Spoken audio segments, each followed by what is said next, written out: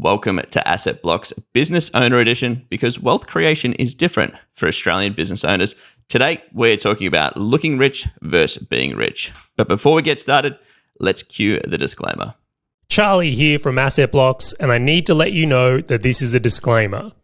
Grant, myself, and the Asset Blocks team are in no way, shape, or form qualified to give you personalized financial or investment advice. We're merely sharing our own experiences and opinions, but you should absolutely seek the help of professionals before acting on anything you hear in this podcast or on our brand. This episode is important because it has so many similarities to business.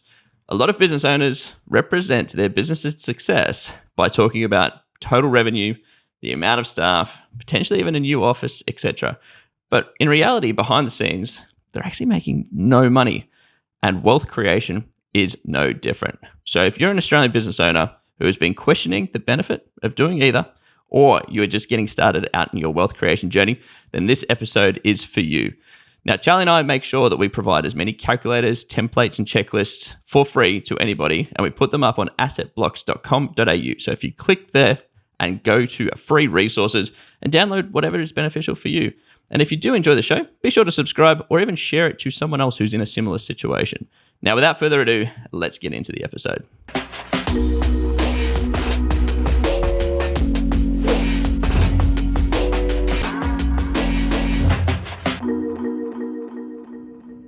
Charley, have you ever heard the quote that goes something like, it's like, wealth is quiet, rich is loud, and poor is flashy? Because I think that really kind of summarizes a lot of what we're going to be talking about today. So I am curious, right? When we were talking about what topics to cover, like, why did we pick this topic out of everything we could have talked about to bring into today's episode? I think because it's so evident. This is such a huge and important topic to cover, and I think there's a large amount of people self-sabotaging themselves, potentially unawareingly, around it here. So it's a huge one in that way. And I'll share a story here, which is really what I want to lead into, is that when I had a marketing agency, a fairly sizable marketing agency, I will say, many years ago, one of the things that was interesting is I got to work behind the scenes with so many businesses. Now, to put it in a category, every one of these businesses was doing more than seven figures that I'm talking about at the moment.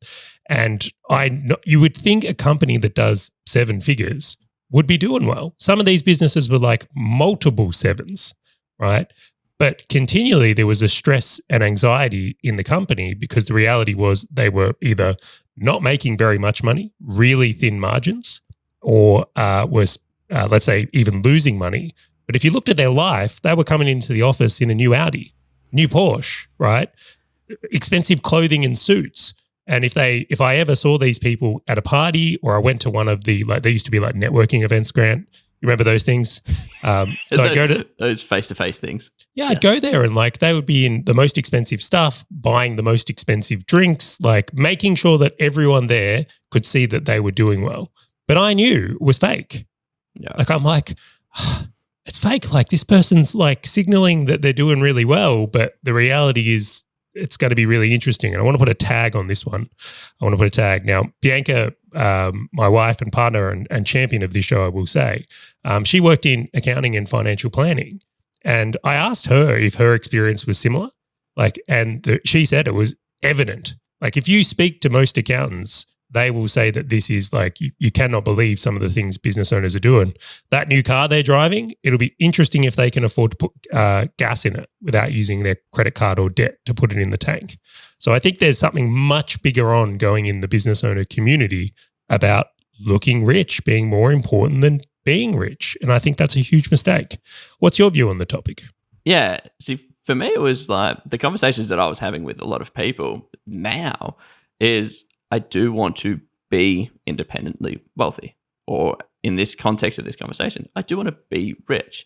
And so to add to sort of your story, it's not the fact that it's here and now, like I just want to sort of show everybody that I'm rich today. Like a lot of these business owners do want to be rich or independently wealthy into the future. And it's more, I think that this is extremely valuable because it's more looking at, okay, well, what is the immediate impact of your actions today going to have on this greater wealth journey that you're on, right? Because I see that as something so critical to this. Yeah, so if you spend $100,000 on a car today, you really probably shouldn't, because that's 100 grand not going into your wealth creation journey. It's like counter to that. There's like, do you think there's a belief that for a lot of business owners, well, if I look rich and successful, that will lead to it eventually being true? And I do. And so it's almost like the secret.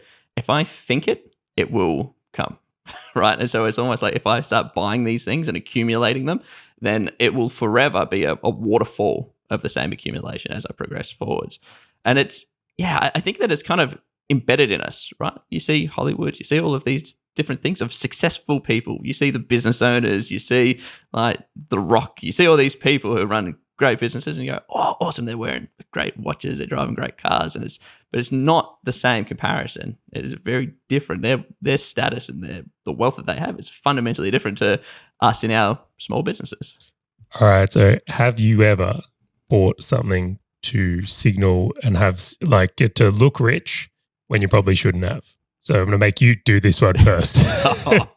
You're gonna do the dirty on me. Yeah. Yes. Yeah, so I have bought quite a bit, and it was name brand stuff. So I do have some Gucci stuff, and I do have some Louis Vuitton stuff. I won't say what I have, but actually, no, I will. So there is one ring that I own that was from Louis Vuitton, and it literally has it's quite a sizable ring, and it has LV like stamped into the ring all the way through to the skin. So like it is like, this is a Louis Vuitton ring. You don't wear that thing for it not to be perceived as, oh wow, you're wearing a Louis Vuitton ring. And I have a couple of nice watches, but yeah. I will admit, I've been out to dinner with you, and I've always gone, damn, Grant dresses well. Like he really does. But don't tell everybody. But no, it's interesting though, because I got to add to that so I don't sound like such an idiot. Was 20-year-old Grant is fundamentally different to 30-year-old Grant. So the decisions that I made, like when I was the places I went to, the food that I bought, and all those things, which I was probably signaling at the time, which is like, hey, I have this wealth. Today, not so much. So it's almost like I've gone through that journey. But I am curious, Charlie. I do perceive you as frugal, and probably a lot of people around you perceive you to an extent as frugal. What have you just lashed out on where Bianca's like, seeing the credit card statement going, what the? Or even if it was before Bianca. Yeah, this is a really interesting one. I've probably got a couple I can recognize now in hindsight. And like, I think this is something we, as we mature, and I think the earlier you can come to this awareness of it can make a huge difference. Back to when I was a plumber, right? The whole signaling was like basically what car you had. And I had a rundown VT Commodore at the time. I was driving, and like a lot of my friends in the plumbing industry started to get like nice utes, right? So I was like, I got to do this. So I went out and bought a brand new Nissan Navara. I'm talking like it was like the demo one they had there. I thought I was getting a deal, 4-wheel drive, all the extras, because it was the thing to make me feel a part of that community. Yeah. Now, this is the worst part. I even hate saying this. I really couldn't afford that car. Like that was actually putting constraints on my finances in a big way. And I ended up actually having to like work Saturdays and do some extra cashies and things like that because I wanted to do look successful. And the thing I still laugh at? I remember that when I bought it, I had this envisionment of basically like there was going to be some sort of parade. Like people were going to be impressed and like, man, did you see that car Charley bought? Like, wow. And I look at women that now. Throwing themselves at you. Yeah. Absolutely, right? It's just like I was just going to do some chap slaps. I'll be driving down, which for people who may not be aware, Chapel Street when I was 20 was the place. And if you had a nice car, that is where you would drive it. I think that's Paran. Yeah, it'd be Paran. South Yarra Paran. Yeah. Anyway, the point being is like I somehow believed that if I did that, that was going to be the result. Turns out no one cared at all that Charley bought a new ute at all, but yet I had this financial strain now appear on me. So that's definitely the first one I could recognize. The second one was early on in business when I had the marketing agency. I felt that clients would only work with me if I had an office in the city.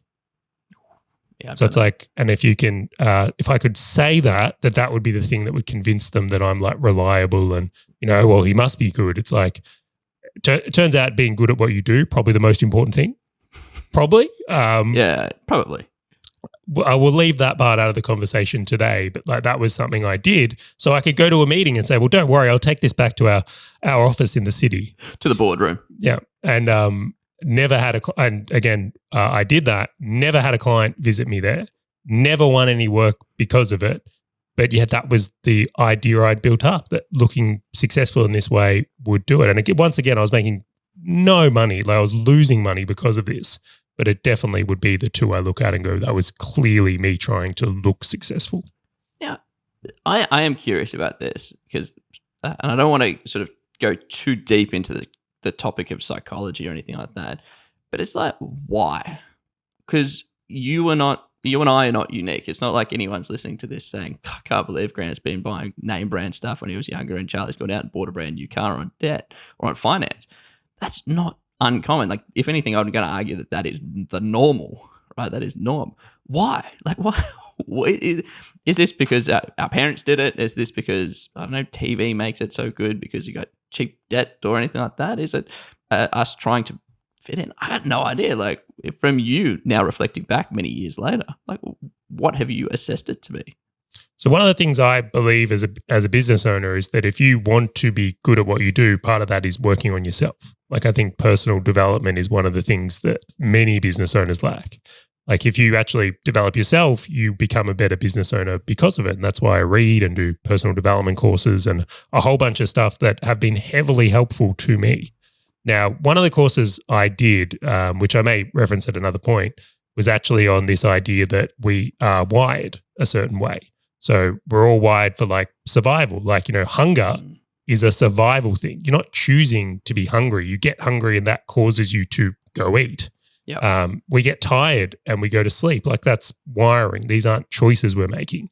But one of the things that is being brought into us through like evolution is that whoever is like, the most impressive of the pack is the one that the women will want to mate with, in our case, is us being male. And not only that, is if we're the most successful, the other men will respect us more. So we've got this wiring thing going on brought into the modern way where it's like whoever has the best car or the best house is that we are wired to want those things so that we get the best opportunities with mating, so that we are perceived as the alpha of the group. And like, that is something that is inherent. Now, for some people, they never get awareness of that at all. And you see it evidently in their life as they go further and further and further, buying things to try and impress others. And that's the game they play. It's like a status game. Yeah, and it's because we are animals at the end of the day. Like, I don't know, Completely. I know I said I'm not going to get into the topic deep, but you've put the hook out there for me to grab. I think it's important. This might wake someone up today. It's like, hang on, like that car I bought, did I really do it for me? Like, was it important for me, or did I do it because it's how I wanted other people to feel about me? Like I did when I was 20. Like, I've done these things. I'm not proud of it. I was a bit of fun though, I'm not going to lie. But at the end, when I go through it, it's something where I go, was that actually counter to my goals? Did I start playing a status game, wanting to look rich and successful at the expense of what is actually important to me? Yeah, and I always come back to Maslow's hierarchy of needs, right? And like, we are animals at the end of the day. The first thing that we go for is like food and shelter, right? And that is the animal instinct inside of us. And then we obviously start working on top of that until we focus on self-actualization. And so I don't think this is going to change. Human beings are animals, the same as lions are animals in safaris and all these things, right? Like in the desert, like they have this instinct that is bred into them through evolution. Like I think it's more having the awareness that is the case and going, okay, now I understand this situation. What am I going to do with this? Because there are ways that you can turn that into your advantage, and you can actually look rich for some benefits. And I'm going to share some sort of interesting stories. But we've kind of talked about our fun things of like looking rich and things like that. But on the other side of saying, okay, well, this topic's looking rich versus being rich, what's like the big difference between what we've just talked about of looking rich and sort of these signaling points versus like actually being rich? For me, I would say like being rich comes down to achieving your wealth goals. And I know we've done a whole episode on this, but if you've set good goals, achieving them should help you actually go, okay, well, I am rich now. And the key difference is if you buy a car, let's say you bought a Porsche, and it was actually from the results of all your investments doing well and the cash flow or whatever it is, like that would be I'm a rich move. Buying it on debt when you can't afford it and probably shouldn't buy it because it's counter to what you're actually trying to achieve, that's a looking rich move. So I kind of look at it in that way. And I'm not against buying expensive stuff. Like I definitely still buy expensive stuff today, but how I go about it is very, very different. So I think linking your wealth goals to things and making sure that you get reward from that and you're focused on that really is kind of the differential here. Yeah, and I think that's a really good point, because it's not that it's not like you can't have one and not the other, right? It's not like you can do everything around looking rich and nothing around being rich, or you are 100% into being rich and you can't do anything about like looking rich, right? But there's people like that out there, right? Like Warren Buffett, like he still drives, he lives in the same house he's always lived in. He still goes to McDonald's every day. Like he's very much like, he's not playing a status game, although he clearly has status, I must say. But it's like those type of people exist. I've met people that look and are incredibly frugal, but if you knew their finances behind the scenes, they're like moguls. Yeah. Good Harry Potter reference there. Yeah.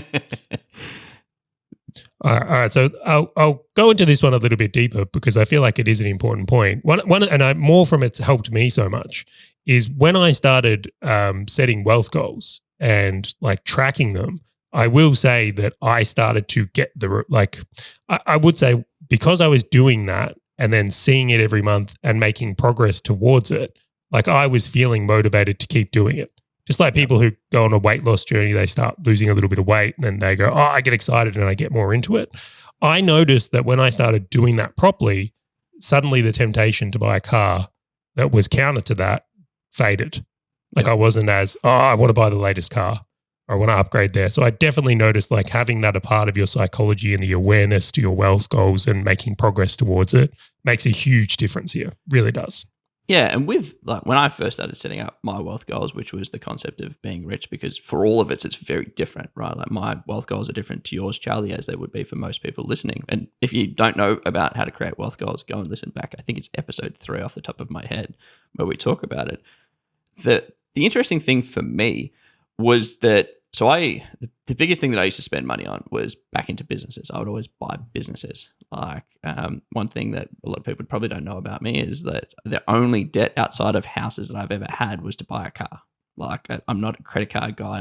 I will never buy anything unless I can afford it, right? Or I get a leveraged debt for assets, which I know I'm the anomaly in this situation, and I get it and it's normal.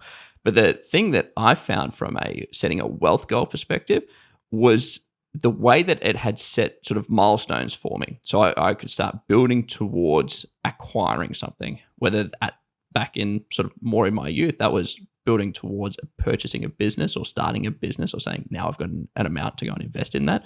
Or nowadays it's more building deposits to go and acquire property or go and acquire shares, crypto, etc. And so it's almost like these bumpers that I had put up in front of my face of saying, okay, well, this is what I'm going to go for. Where on the other side, when I was acquiring Louis Vuitton and Gucci stuff, it was impulse based. It was, how do I get instant gratification today? Right, Yeah, a huge part of it. I don't think I ever sat there and I'm like, I can't wait to go and buy this because I'm going to signal to Charley, and then Charley's going to be, oh wow, Grant, you've got success. Hey, can I do something with you? Right? There was no game plan on any of this stuff. It was, let's walk in and let's buy something. I think that does happen subconsciously for people. Like I think, and I'm sure we're going to discuss this later, but I want to ask a couple of questions on this. When you were investing in businesses and buying in businesses, did you find that was, again, like a status thing for you? So if you went and with your friends, it's like, cool, I've acquired another company. I've got 400 companies now. And then part 2 to that, because I think this is an important side on, since you've made wealth creation such an important thing, and I know you are buying properties and things like that, I won't disclose your position, has the feeling of being rich shifted there, or the feelings towards that shifted your idea around this whole status thing? It definitely has. So to answer your first question, yes. I was a big Tim Ferriss kind of 4-hour work week fan, and it was this perception of, hey, if we can build a business and get other people to do the work for me, and Homer's right as rain. And if I have 10 of them, great. They're all just going to sort of potter along. I'm a serial entrepreneur. Dude, that was my LinkedIn. That was on my website. It was, what was it? ADHD serial entrepreneur. Like that was what it was. It was ridiculous. But and it kind of comes back to why. And so this is probably going back 8 years ago or something like that. Now I had this big epiphany of, okay, well now I'm just spread too thin. What am I actually playing at? Because I can make the same amount of money in one business that I was doing across a myriad of businesses. And I'm like, well, why? Why am I doing this? And what am I trying to achieve? And that's when I had a huge pendulum swing of just going, you know what, let's consolidate this and go for a longer play than just business for business sake. Did that journey hurt you as well? Did you realize you potentially were wrapped, like for myself, and I'm only asking you because this is me, right? It's like I was wrapped up in the idea that looking rich and running a business was what I was supposed to do. And it's like, when I was like, oh, hang on, maybe I'm playing this wrong, I took a hit to the ego and going, oh man, this is a not enjoyable moment, a hard pill to swallow moment. Yeah, like how do you go about closing down and selling businesses that you've put all your blood, sweat, and tears into, 100-hour weeks into? Like, because it's like similar to relationships. You'd stay in it because it's comfortable, right? Ripping that Band-Aid off sucks. So like, I'll do everything to not rip the Band-Aid off, just so that I don't need to deal with it. Right. And so that was when I started, just to your previous point around like having that self-awareness, I started asking the question of why. And that's when I really pivoted down into, okay, well, let's focus in on a business.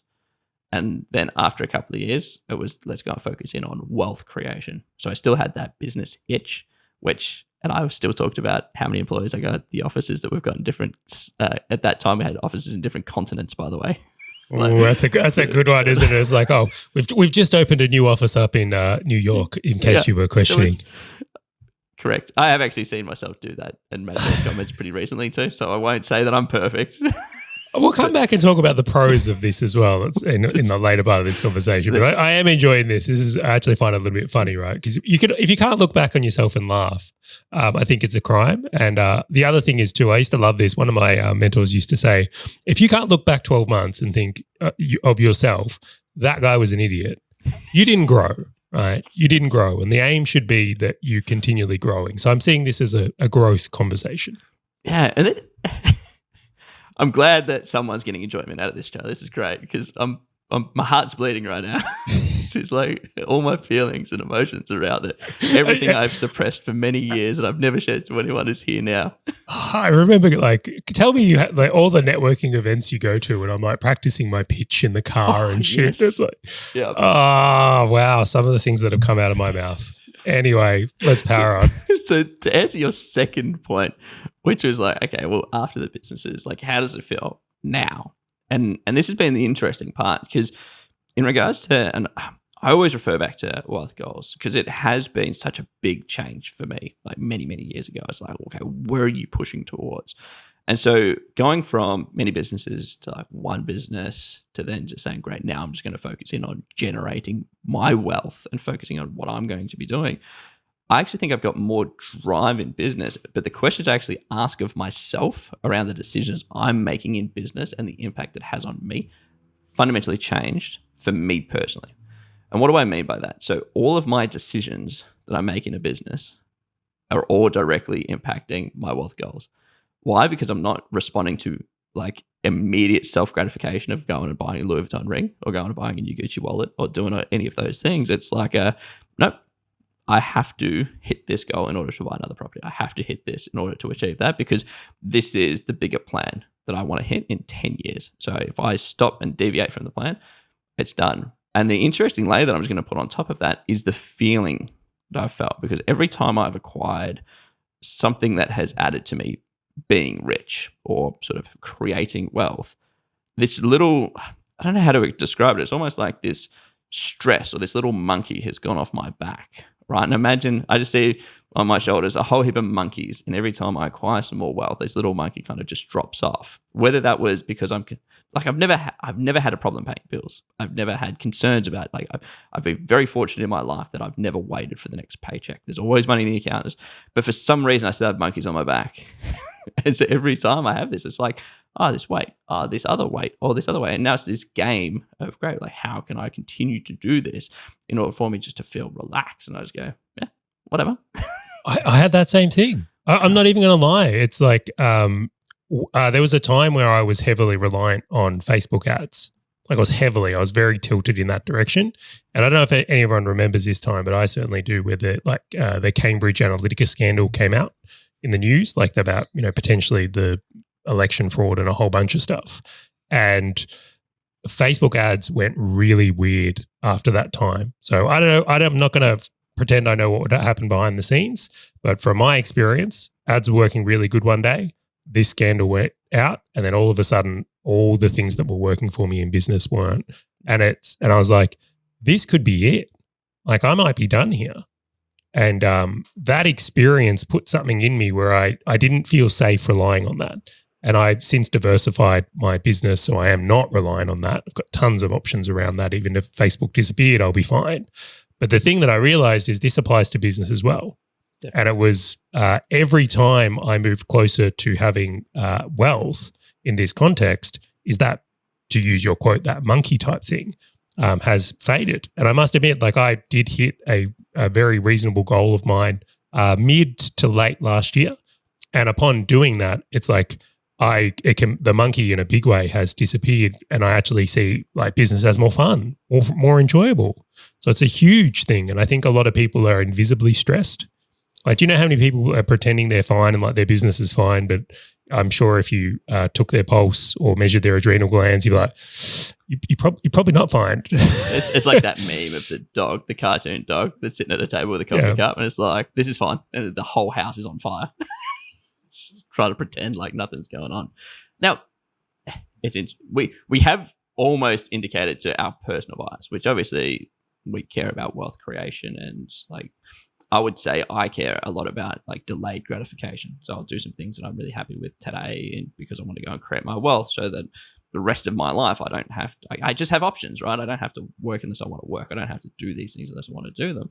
But is it that is one option just like clearly better than the other option? Or is there a point in time when like bounce backwards and forwards? Like, surely there's a time and a point where looking rich versus being rich like that has its advantages and obviously pros and cons to both. Like, is there anything that you have deployed or seen deployed which is like, great, like this is where or when you could use it? All right, so I've got to tell some funny stories here. So the big thing I would love to get across in this episode is, as a business owner, you need to play both games. The big mistake is to go all in on status and looking rich at the expense of being rich one day. And people do it. They absolutely do it. So I think you've got to bring an awareness to this.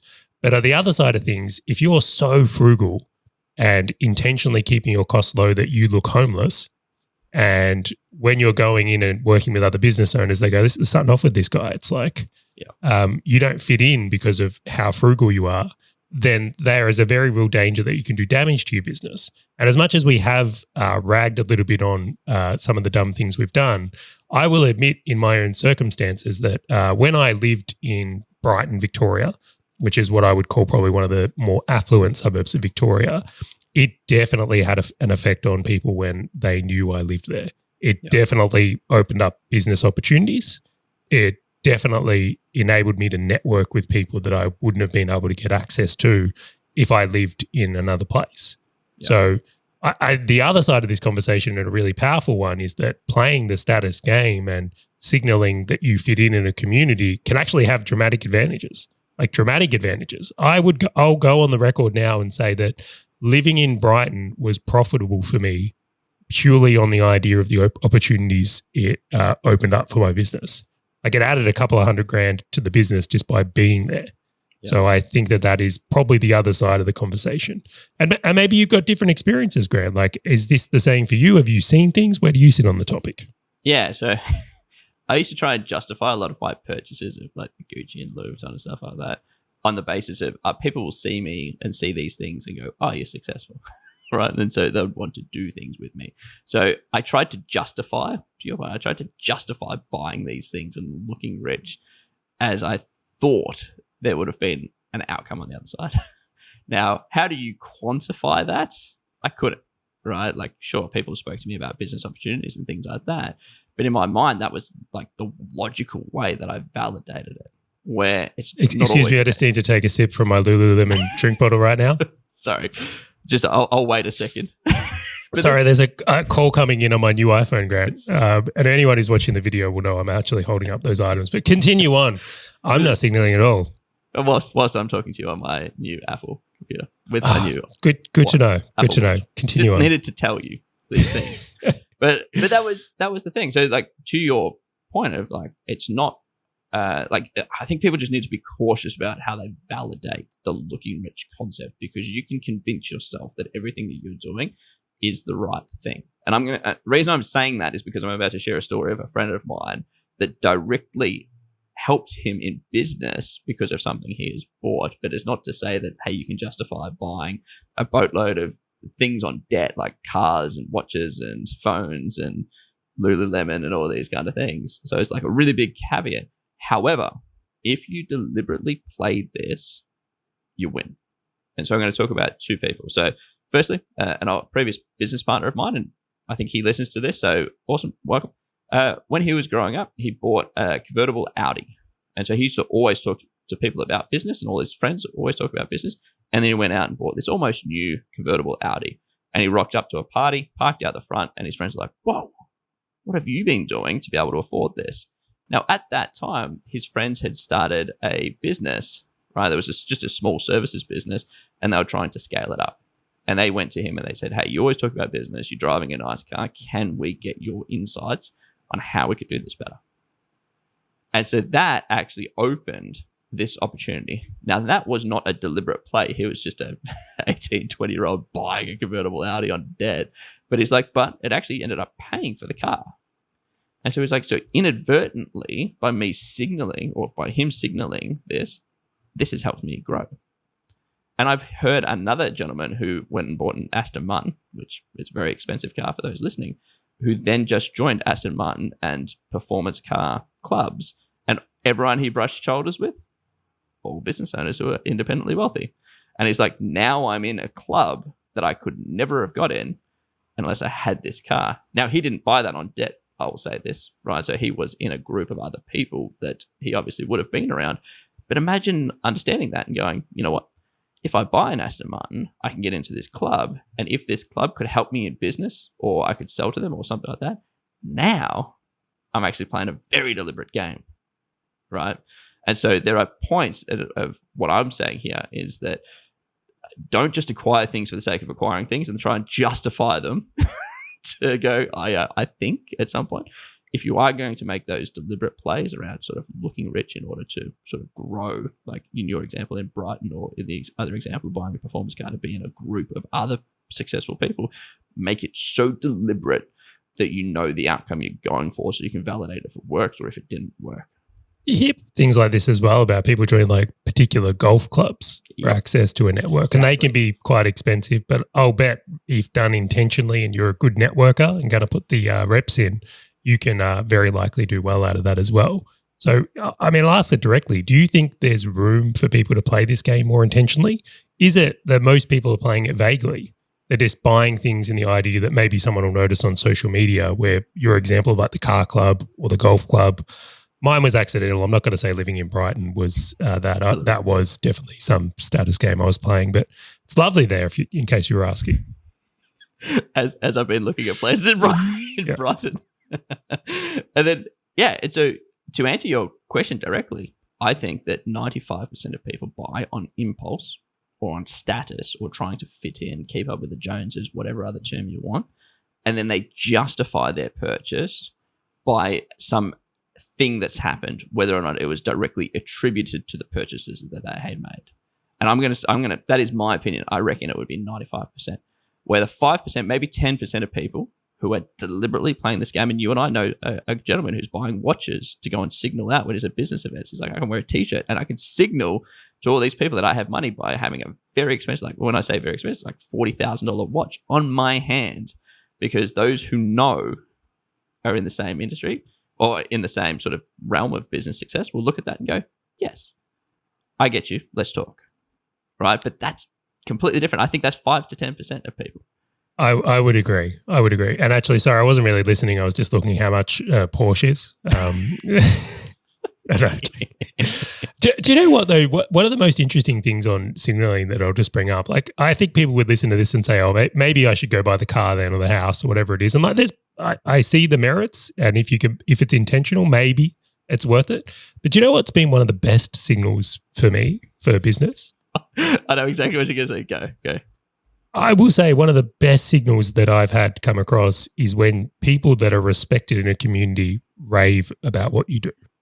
Like if you work with a bigger brand, which I won't name drop right now, but I'd love to, and then all of a sudden they're like, "Oh, this guy's killing it." It's like that does wonders for the status game. It does wonders. So I would actually say that this can be done without spending money and being great at what you do also. But maybe the synchronicities of it could be even better. They really could. Well, it depends what you're trying to do, right? But I would agree with you that I think that there'd be a very, very, very, very, very small fraction of opportunities that you will unlock through acquiring things and signaling to other people versus the doors you would open by everybody saying, "Hey, if you got this problem, go and talk to Charlie. Hey, if you got this problem, go and talk to Charlie. Hey, everyone, got this problem, talk to Charlie." Like the doors that's going to open and the success that's going to bring you, definitely far outweighs it, 100%. And I know that I dove down into sort of the looking rich realm to use some examples, but on the inverse, being rich creates this aura where, like, you and I, we know a gentleman is quite a close friend of mine, worth 9 figures, wears $10 t-shirts. His car's a Ford, like he's got a brand new Ford. Yes, he has a lot of other cars, but he just doesn't really drive them that often. And he's got a boatload of properties worth a lot of money. But if you saw him down the street, he just looks like a normal guy. Like, and even to the extent, like probably even a little bit lower than a normal guy. And it's just this point of going, well, now he is on the upper spectrum where he has got wealth beyond what most people would dream of. However, now he's gone, okay, well, what is important to me? How do I continue to accumulate wealth, which is what he tries to focus on, where everything else around signaling is just this, who cares? What do I need it for? And so I do think that focusing on wealth, from my opinion, is the 10 times better approach than trying to spend your time and effort on going, which watch is going to make Charlie say, let's do business together. I think a better way is, how do I grow my business so I could go and acquire assets? I will resonate with that though. The wealthier I become, the less I seem to care about what people think. And it definitely has made me more confident in the things I do. Yep. Definitely. Undoubtedly. When I was less wealthy and less successful in business, I was very insecure and cared a lot more of the opinions of others. Do you think there's a perfect balance? So, because I'm gonna preface this, because I'm gonna guide you on a point here. So I don't think this is a light switch. This is not on and off. This is not, can you be rich? Do you be rich or do you look rich? This is a dimmer or like a percentage game. Like, I don't think it's just a one or the other. I think you can do both at the same time. And so if you agree with that, what do you see as like the perfect ratio? Like, do I just not play looking rich until I've hit my wealth goal? Can I be sort of doing a little bit of this thing and kind of going for rich more? Like, where do you sit on this, and what do you think is the perfect ratio? I love that question. I think that's such a good question. Only in the power of hindsight, I will say, does this allow me to say this. Like, in an ideal world, I realized that if you lived your 20s and done the status thing, can't undo that. It's fun. There are some fun elements. But anyway. I wouldn't undo it. Yeah, I wouldn't undo it either. But the thing I look at here is if it's apparent that your goals are status, like, you're allowed to have status goals. Yep. You don't have to build any wealth. If you want to just play the important game, go for it. But I think do it intentfully. I'm not against that. I think just be intentional in what you're doing. But if your goal, again, is like if in the siding of being wealthy, then I think what needs to be done is finding the balance that allows you to play in both worlds.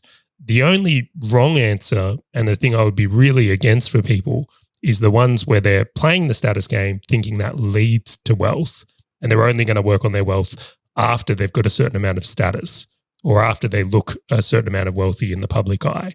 So, for example, if you buy a $3 million house, which is doable in Melbourne and Sydney very easily, you drive any car over 50 grand, right? So you're driving something like, maybe 100 grand would be more, some sort of nice Audi or a Porsche or something like that. And you don't have anything else to your name. you have to acknowledge you're playing a status game. You're not playing a wealth game. On the other side of things, if you look like if you had to rock up with a meeting and you brought a desktop computer from 1990 because you're unwilling to buy a new laptop, right? You're probably on the other scale of things, just absolutely signaling that you're not someone people would want to do business for. That's the other end of the spectrum. So I think finding the balance where you can be intentionally achieving your wealth goals in the time frame that's important to you and getting the benefits of some signaling and looking rich is the point everyone should be aiming for. Yeah, and I actually think there's a point that I just want to pull on for a second because you're right. Like there is an inverse impact to both. Definitely. Right? Like obviously if you're putting a whole heap of things on debt that you can't really afford, like that's an obvious one that most people listening to this will be like, yeah, I get it. Like my business has to make me enough money to pay for the debt to justify the you're going to make house. Terrible decisions. Like if you're stressed about, I've got to make payroll, I've got to pay for this house. Like how could you ever play a long game in business and make great strategic decisions if you're stressed about, I've got to get money in this week, got to pay a bill this week? Like, that's not a healthy way to do things. 100% agreed. And to that point, I think there is like the inverse to that, which is I've walked into business meetings with guys who, and I don't mean to sound shallow or anything like that, the suits that they've walked in with and the computers that they've opened up and started typing on does make them look as though they've gone to an op shop. And just naturally, as human beings, again, we're coming back to that animal point, I look at that and I ask, why? Right? Why are they not wearing something that's not name brand, but that's something representable? Why are they, if they're using their computer all day, every day to make money, why are they using the slowest thing? And it's not because I think everyone should use an Apple product. It's more like that is doing things to inhibit their success. Why are they making that decision? And the only logical answer that I would naturally go towards, unless I dove deeper, would be, okay, they're just not successful, right? Which then makes me second question, do I want to do business with them? Because I'm like, well, if this guy's saying he's the greatest X, like greatest, I don't know, computer whiz. And he's like, I'm the greatest computer whiz. And he walks in with an old computer and an old suit. And he's like, hey, give me some money so I can be your perfect computer whiz. And I'm like, how many other people have you been a good computer whiz for? Versus someone who walks in, looks clean, got like the latest computer. And he's like, great, like walk me through this. Like it is a very different thing. So I think you can go too deep each way. Yeah, first impressions count. And second, like it's a hugely big thing. I would say the only thing I would think of like to try and understand this person is like, let's say someone's gone through a bankruptcy in the family. Correct. Or a really bad divorce and or something in their history that has led them to be scared of money. They might hoard it and be like fearful of spending. And like I've definitely met those people as well, as I'm sure you have.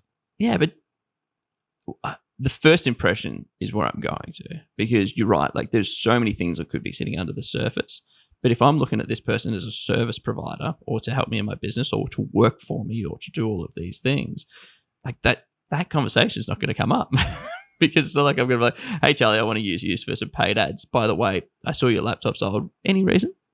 Like I'm not going to ask that question, which is why, like, I think that there is like that inverse impact just to be aware of, not to obviously say, hey, if you've gone through the situations you've shared, which people do go through, by the way, don't try and do all of these things. I think just be aware that other people do interpret it. And I'm going to go away from looking rich to being rich. There is a point, and Charlie, you always pick on me about this of, hey, Charlie, maybe I should cancel my Netflix subscription and stop drinking takeaway lattes because I'm going to be... As you go through this, I want to know the most tight-ass thing you do. Right? Like I want to know something you intentionally don't spend money on as well. Oh, no. So on the other side is that you can actually impact, like when you're trying to be rich, and you have this great calculation, which I'm not going to steal from you. I'm going to let you talk about it. Like, yes, saving money to a point is valuable. But if you are doing, I don't know, everything yourself, if you're trying to paint your own wall because there was a hole in it, if you're trying to do all of these things, right, just so you can sort of squirrel away all this money, that's not going to work either, because instead of painting the wall, or I'll use some other examples that people might relate to, like maybe cleaning the house or doing the gardening or doing all these things, you could have actually focused on creating more wealth. Like there is this opportunity cost to everything that you do in it, both looking rich, but also being rich. But before I talk about the most frugal thing that I do, Do you just want to walk people through that formula around sort of like an increasing revenue versus sort of cost? Because I found this fascinating when I first heard it. Yeah, so let's say, and I won't claim I came up with this, but I will say that it's been heavily helpful for me. Let's say you've got a business that operates on a 25% margin, right? So a very, very reasonable margin for a lot of businesses anyway. And you grow your company, right, by 100%. Double the company, yeah, right? So you've doubled the revenue you've taken in. But at the same time, if you look to, well, if your company's operating on 25%, you only get to keep 25% of that, right? You don't get to keep the full 100% unless there's some other margin at play. So your margining company would change that. So again, if you've got $1 million company and you grow it to $2 million and the margin stays the same, right? You've gone from making 250 grand of profit to 500 grand of profit, but now you've got a $2 million company. If you were to cut any expenses from a business, whenever you are reducing expenses, 100% of that goes to profit. So if you were to cut your expenses by 10%, you get to keep the full 100 grand in the $1 million example. So one of the ratios I found really interesting is that in the game of wealth creation, if you're only focused as growing your business as a way to contribute, you can end up with a very bloated, inefficient company. And I'm sure you, as I, have heard of people where they go to grow their business and double it, margins actually get thinner because of the overheads. So if your margin is shrinking as you grow, right, you're actually even getting less of that. So something I very much look into now and something I'm very aware of is the idea of like, what's the efficient level of this business? Where is my margin maximized? Because if I need to upgrade my office and spend a whole heap of money on this to facilitate that growth, which growth is expensive, is this really in line with what I'm trying to achieve here? Are there other ways to do it? And I love it because being rich, you invest that money that you've taken out of the business, right? Now, looking rich, you actually use that money that's already come out of the business, right? So if you continue playing that through your head, which is I've earned money through my business, and in your example, imagine I've earned $1 million and then I've taken home a quarter, so $250,000, and I have $250,000 now to do two things, either sort of invest in my wealth or sort of acquire things, right? Obviously, you can save it and stuff, but we'll get into that point later. If you start acquiring things with that or paying down debt that you've acquired things on, you are now taking off that really large component that you've worked so hard in your business to retain. And so when I thought about the second order consequence of that, yes, Charley, I did stop buying takeaway lattes. Yeah, interesting. I just want to use a really good example. $1 million company, you grow it by 10%, right? On my 25% margin, you take home $25,000 more.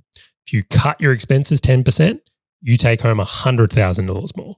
Yeah. Right. So let that sink in, right? Same amount. Grow your company 10% versus cut the 10% of costing could be a huge, huge difference. And I realize there's margin in that and it's all different there, but I just want to really highlight it could be a very, very powerful strategy. Yeah, it's all about that awareness. That's all it is. It's just when you're making those decisions, just being aware and just going, yes, I understand this impact. Now, I did promise to you, Charley, I was going to talk about my most frugal thing.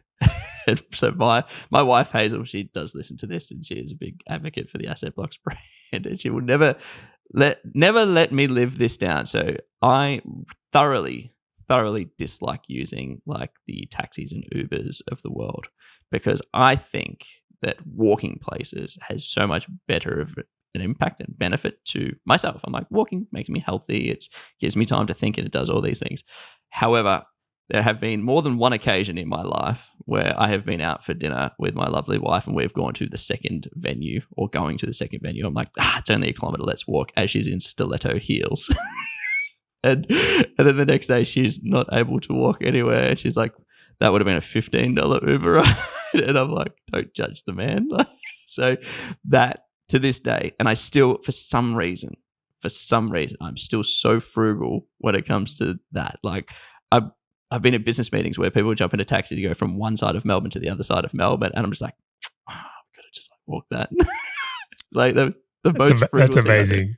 All right, what's the most status thing you do, or the thing you spend money on that is counter to like wealth creation? So what's the thing you like splurge on a little bit? So there's always this joke, and you and I have a similar joke. But there's a joke in this house that Hayes always talks about. There's 3 things that I have an unlimited budget for, which is like, one is technology, primarily around like Apple products. So every time Apple comes out with a new thing, I'll just buy it. And it's whatever, it doesn't matter. Second one is my closet is now all Lululemon. And the third one is all of my luggage is a brand called Tumi. I don't know why. I have like a luggage fetish, etc. I do have nice watches, but I'm not sort of brand dependent. But those are like the 3 like really sort of things that I'm just like, no matter what Tumi comes out with, I'll buy something. No matter what Lululemon comes out, I'll buy something. No matter what Apple does, I'll buy something. How interesting. I like it. Do you know what? You always have quite nice luggage. I always look at those bags and think, wow, they look really good. It's a curse. What about you? All right. So I will say probably the most frugal thing I do is I actually like instant coffee. So I refuse to buy coffee. Like I don't buy coffee very, very rarely. Now I will say that I've also had a ton of crappy experiences with paid coffee that I just feel so dirty when I spend $5 on a coffee. And it's just like warm milk or burnt coffee. It took me 5 minutes to convince you. We were at a cafe and I'm like, Charlie, I'm getting a coffee. Do you want a coffee? No. Do you want a coffee? No. I would prefer my instant coffee. Charlie, do you want a coffee? No. And I'm like, that's it. I'm getting you a coffee. And you reluctantly drank it. Was actually pretty good, that one.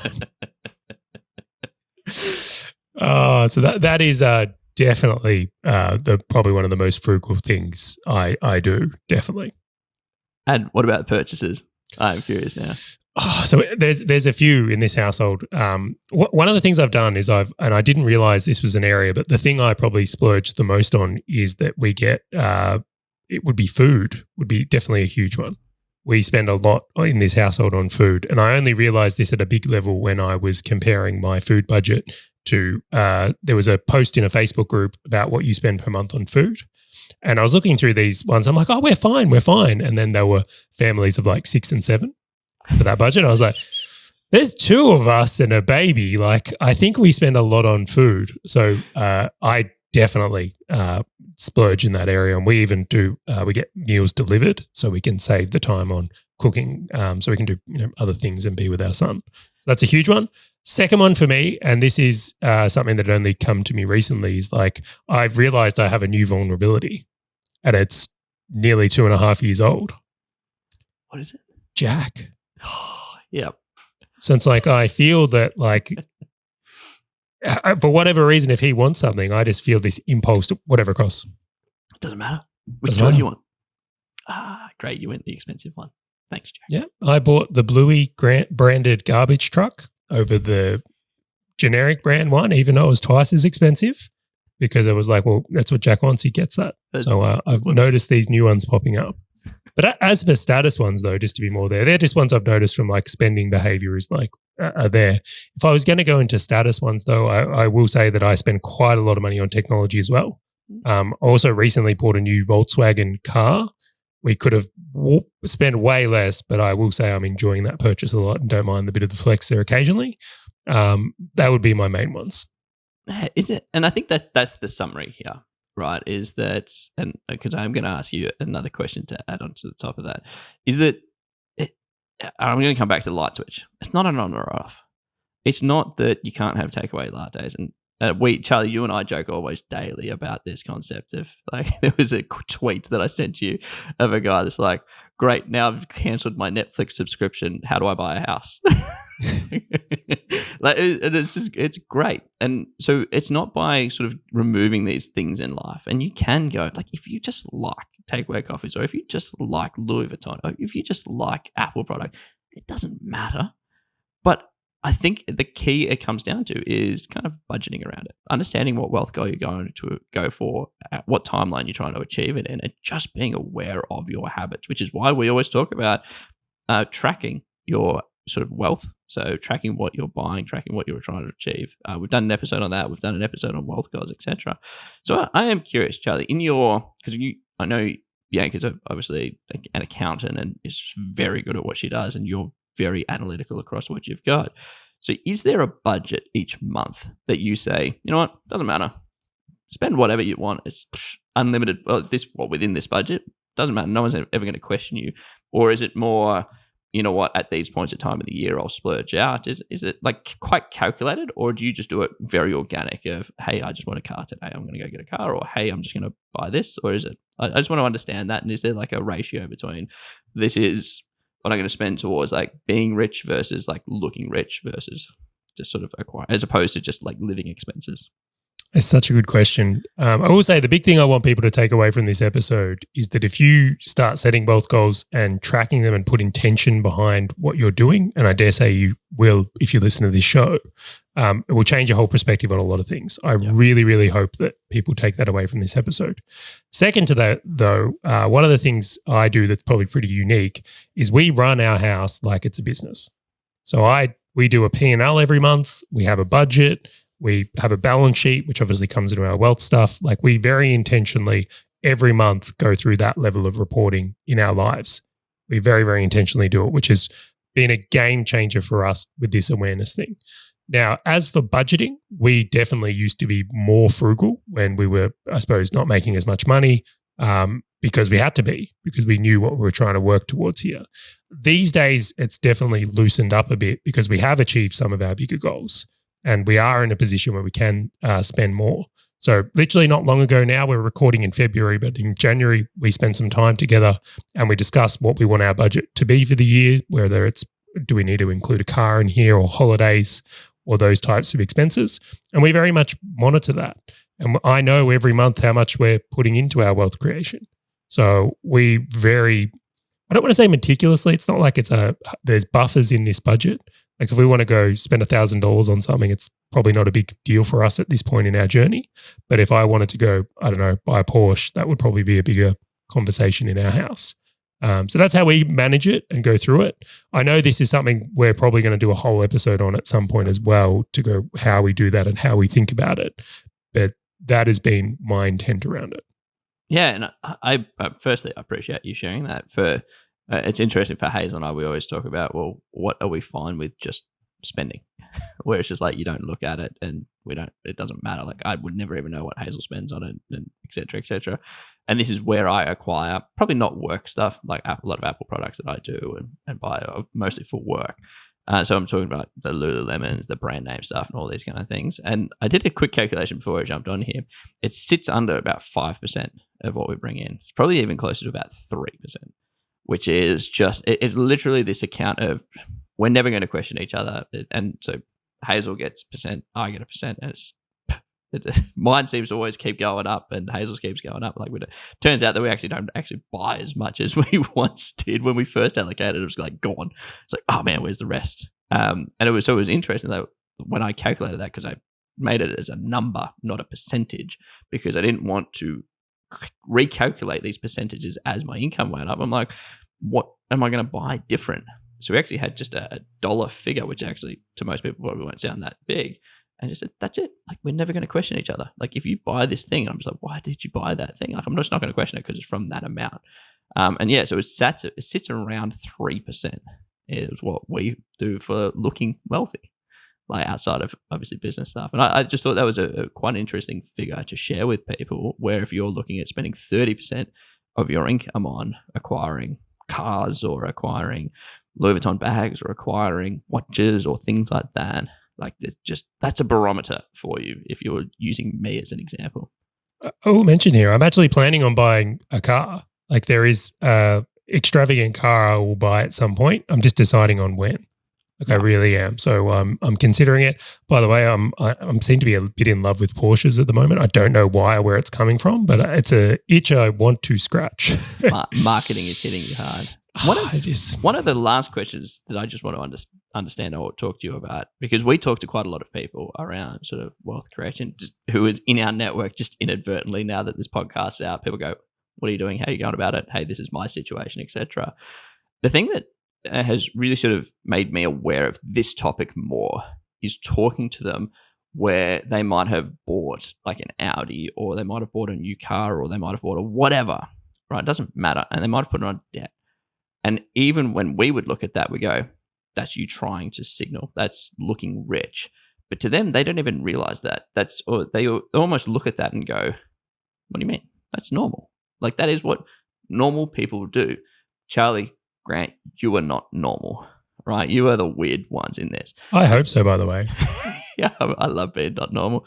Like, is there any kind of barometer from what you've sort of talked to these people? Because obviously when we talk to them and share like our points and what we do, they go, yeah, maybe I shouldn't have bought that brand new car on debt because you're right, I'm going to be paying this thing off and all these kind of things. Is there anyone listening at home where they're questioning, they're like, I don't know if I'm looking rich and I don't know if I'm sort of putting enough into acquiring assets. Is there any barometer or anything that you would share of going, hey, if it kind of looks like this, just you might be trying to look rich versus sort of being rich?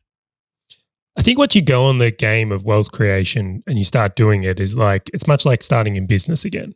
Like it's a new world you suddenly enter, and the rules, the way you do things, how you win at it, how you lose at it becomes all different. And for myself, I look back to when I started in business and I go, I probably didn't need business cards.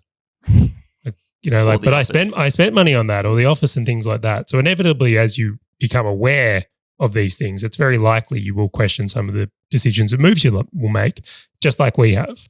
I think it can be a hard adjustment for people if they're used to living a certain way, thinking it's there. There's an adjustment phase of going, would I buy that car again? Should I buy that car again? So I very much went through that myself. I very much resonate with that. So once you get that awareness piece in, then I think it's up to you to assess. Go through that episode we made on wealth goals, set some goals for yourself and start moving towards it. And just like in business or with weight loss or anything that you track well and have a goal towards, as you start getting progress in that area, you'll start becoming more excited by it, and you'll find that naturally you'll want to do more of the things that lead to that. Definitely. And it's actually interesting because it becomes more of a game. It's like the addiction. Yeah, I'm having fun. Like I'm enjoying it. I always said to Hazel, I'm like, damn, I wish there were some other things that I was more addicted to. Like all I seem to do is talk about like buying assets, creating wealth. I'm just like, surely I should just have more addictions elsewhere. All right, I'll give you one. It's when it nears the end of the month, I am almost like I want the month to tick over just so I can get the reports. I'm just like, come on, first of the month, let's see how we did. Come on, give me weekly reports from now on. Give me weekly reports. So I need that injection. It's actually, to sort of wrap up, it's been such an interesting episode around sort of the concept of like looking rich versus being rich. And the key points that I've really taken away is like, it is very dependent upon yourself. But the thing that I would anchor off is the wealth goal, right? If you are looking at this just going, I feel like I'm aiming to be rich, not looking rich, it's probably not a good enough anchor. Like if you really set out, well, what wealth goal am I going for? And you go, great, I'm within those bounds. Awesome. Good on you. Great. You're going to get there. But if you don't have that anchor, I think you're just going to be going off an opinion. One of the second points that I will say is that you got to make sure that you don't kill your own lifestyle. You still need to enjoy the years, right? There's no point having a family of 5 living in one bedroom, right, to try and save more money to go and buy more, sort of acquire more assets, right? Still need to enjoy the journey whilst you're on the journey, because wealth creation is not a 1 or 2 year stint. It's a long game. It is a very long game. And so even though we sort of talk through this and say, great, well, Charley and I, we've got assets and we've created our own wealth, that has taken years. And so for yourself, when you're listening to this, it's not an on-off switch. There are percentages, and whatever your percentage is, if it's 3% like mine, 20%, 30%, and you're comfortable with it and it aligns, Godspeed to you. But the third one, which is always a big one for me, Charley, and every time you mention it, always blows me away, is that calculation around the saving of expenses is pure profit versus trying to increase more. You're always going to cut out those expenses. And if you just rewind back to that point, I think it's so valuable, because it's one of those things of understanding, well, if there are bigger expenses that you have and you cut them out, then you actually might move the needle more than trying to earn more money in your business, then filters through a lot of expenses, etc., before it comes back to you. So, and it's not, don't get takeaway coffees and cancel your Netflix subscriptions. It's more the bigger things like, hey, in a car, do I really need the brand new one? Can I get a secondhand one? Do I need a Porsche, or could I just get away with, I don't know, a Mazda, right? Like, where does that sit for you? And everyone's completely different on this. So if you do like this episode and a lot of the points that we cover off, and you're going, I'm looking for the wealth goal tracker or even how do I track my net wealth, head over to assetblocks.com.au, click on the free resources and download whatever you are looking to get, because Charley and I just try and give away a lot of these points for free. And if you did enjoy the show, be sure to subscribe or even share it with someone else who you know might be going through the same situations that we've spoken about today. So thanks again for joining us, and we look forward to catching you next time on Asset Blocks Business Owner Edition.